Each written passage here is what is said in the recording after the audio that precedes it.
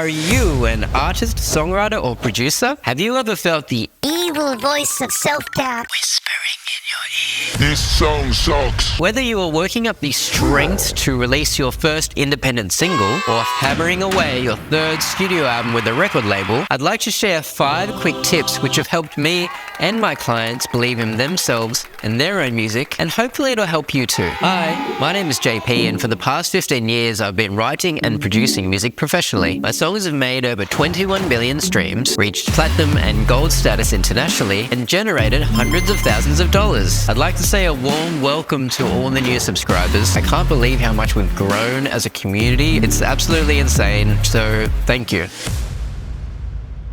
Recently, I was speaking with a cool artist on Instagram at minipark.studio, shout out to Minnie, and she asked me the following question: JP, how do I keep making music when I feel either burnt out or I'm procrastinating? I was intrigued, so I asked her to elaborate on how she was feeling, and here's what Minnie said. So, I think I feel pressured. I've been making music for a few years now. I set up some goals, like making 1 song a week and release an EP after a few months. But I think my perfectionism is blocking me, both from making and releasing music. I never feel that my songs are done, and now it's hard to even start a new track. Over the past 2 weeks, I've had several coaching sessions where the artist said a similar thing as Minnie, which got me thinking. I wonder how many other artists out there are having their creativity strangled out of them by the Dark Lord himself. To help you conquer your own self-doubt and help you believe in yourself and your own music, I've put together 5 value-packed lessons which I've learned from Ed Sheeran, Thomas Edison, Stephen Bartlett from Diary of a CEO, #1 best-selling author Jim Collins, world-leading neuroscientist and psychologist Dr. Lisa Feldman Barrett, and me. Let's begin. Tip number 1. Music is like exercise. Hands up if you go to the gym or do some sort of exercise.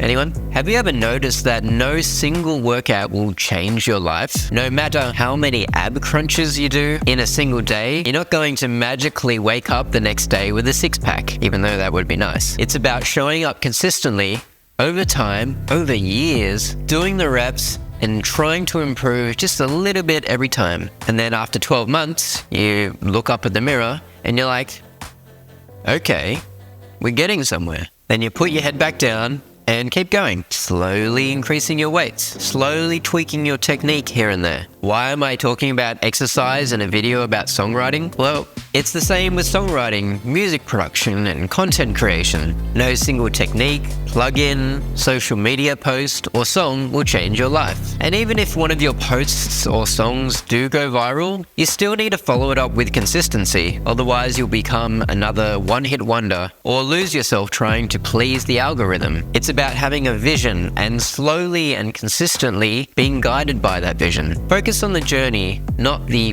perfect song, because the perfect song does not exist. Let me say that again. The perfect song does not exist. Yet so many artists put so much pressure onto crafting this one song, and if it doesn't do well, they feel like they're a failure. Focus on being a consistent creator of music. If you can improve just 1% every time, the songs will eventually come. For example, with this YouTube channel, my last video was released about 3 weeks ago. It did way better than I expected. Since then, I've been busy making songs with the artist Aviva, but the longer I left it, the more I felt self-doubt and uncertainty creeping in. There was a little voice in my head saying, You better make sure your next video is the best thing the world has ever seen, because if it's not, everyone's gonna hate you and you're gonna die. Even though I'd love to spend an entire month crafting an epic video for you guys, right now I know it's more important for me to stay consistent and take one small step at a time. So this is me showing up, doing the reps, and focusing on the journey. Tip number 2, creativity is a muscle. If you enjoyed tip number 1, you're gonna love this one. A few months ago, I was speaking with my uncle. He's like 80. He's from Hong Kong and he's been a doctor for most of his life. His wife and I were sitting down with him for brunch, and I was telling him about my music when he said something like, I could never be creative. I'm just not talented like you. I tried to explain to him that everyone can be creative, but he genuinely believes that it's something that you are born with or not. I felt so sad for him, knowing that somewhere deep inside that 80-year-old soul is a kid just waiting to jump out, but has been kept in the dark for so long because of society, work, the environment that he grew up in. Creativity is a muscle. We are all born with it. And if you don't believe me, give a set of crayons to a 5-year-old and just watch what happens. It's a muscle because the less we use it, the more we lose it.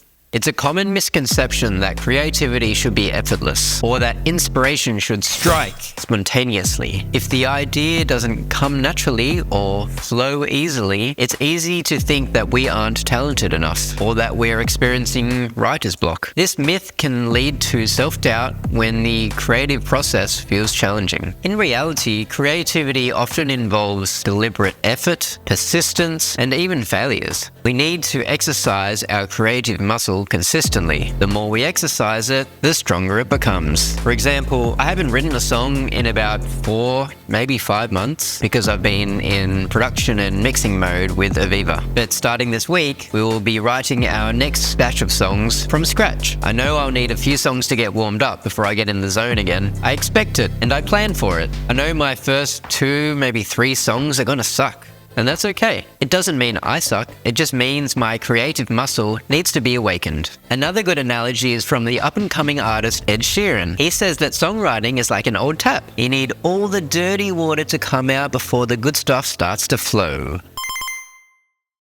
Tip number 3, fail more. Do any of you know how many failures Thomas Edison made whilst working on the light bulb? Take a guess. 10? 20?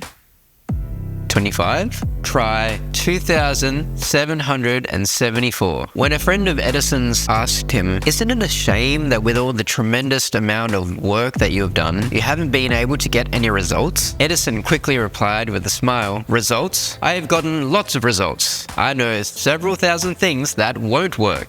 Because of school, society, culture, we've been raised to think that failing is a bad thing. It means we're stupid, that we should be ashamed of ourselves. We've learned that if we fail, we are a failure, that we're not worthy, that no one will love us, that we'll be abandoned and then die a lonely death. But since going on this entrepreneurial journey of building a business, I've learned that the exact opposite is true. I've learned that failure is the price of success. I've learned that mistakes are the price of innovation. Stephen Bartlett from A Diary of a CEO has an entire chapter in his book dedicated to this concept, which he titled, "You Must Outfail the Competition." He says, failure equals feedback. Feedback equals knowledge. Knowledge equals power. Therefore, failure gives you power. So the next time you write a song, reflect on your process. The next time you release a piece of content, look at the analytics and ask yourself, number 1, what replicable new learning did we gain from what went well?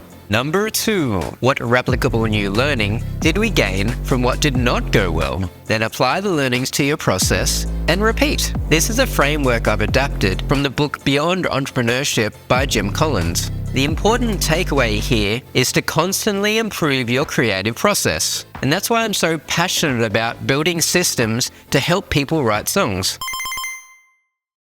Tip number 4. Replace the word fear with learn. Have you ever felt anxious before writing a song? Your chest tightens, your heart is racing, palms are sweaty, knees weak, arms are heavy.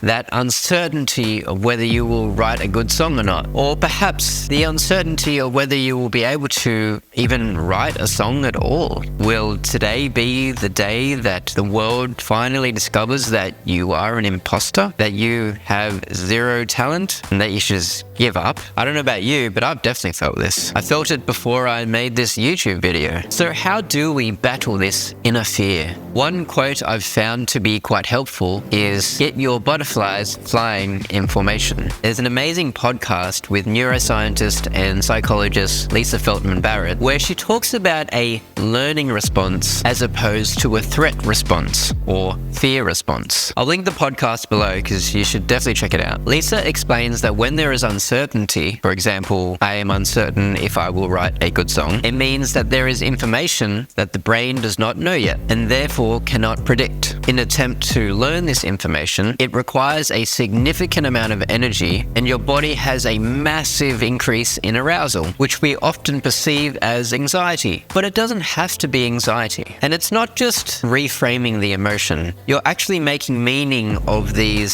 signals inside your body so that you authentically experience a different emotion. When we experience this discomfort in our bodies and we embrace the learning, we grow. So the next time you're experiencing discomfort before you write a song or release a song, take 3 deep belly breaths, in through your nose, out through your mouth. Thank your brain and your body for sending you energy to learn. And remember this, the level of discomfort I am experiencing is equal to the level of growth awaiting me.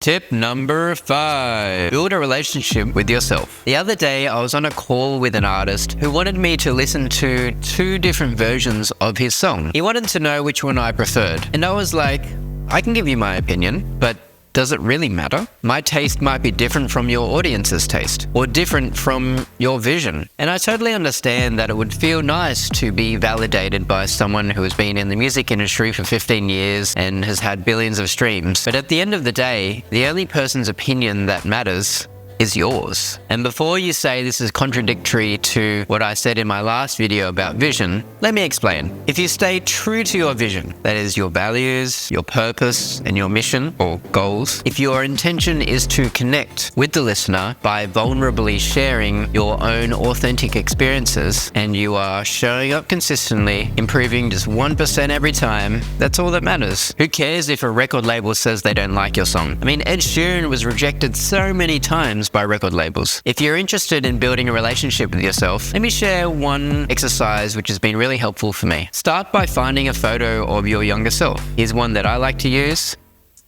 And start talking to your younger self every day. Each morning when I'm meditating, I'll give him a little hug. I'll tell him I love him, and I'll tell him I believe in him.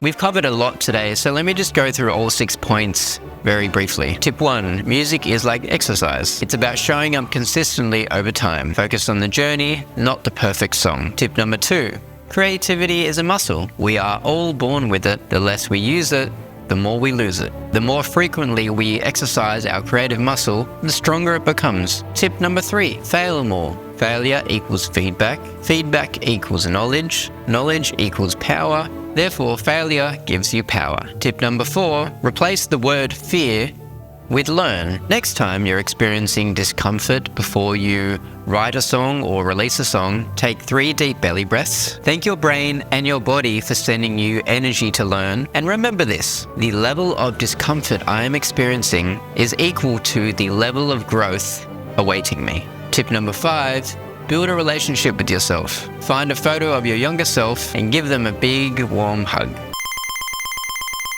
Thank you to all the people who entered the draw for a free coaching session from my last video. I honestly expected like 5 or 10 people to comment. Instead, there were like almost 100. I had to make a spreadsheet to organize all of your comments. It literally took me like 12 hours to read all your amazing comments, listen to your beautiful music, and reply. Oh man, there were so many incredible responses. Originally, I was planning to only pick 1 person, but I've decided to pick 4 people. And just so you know, the reason why I picked these 4 particular people is because I genuinely felt like I could help them based on my expertise. It's not because anyone is better than anyone else. You're all amazing. Okay, the first person is Alex Thompson at AlexTXRK. The second person is Jordan Von Tagen at Jordan Von Tagen 9440. The third person is Sezi Sings at Sezi Sings. And the fourth person is Silla at her_name_is_Silla. Please click the link in the description to claim your prize. If you missed out, I'd like to try and put together a group coaching session. I'm not exactly sure how it's going to work with all the different time zones and all the different questions, but if you're interested, please go to the link in the description where you can register, and then we'll see what we can do. That's it for today. Thanks for watching, and I'll see you in the next video.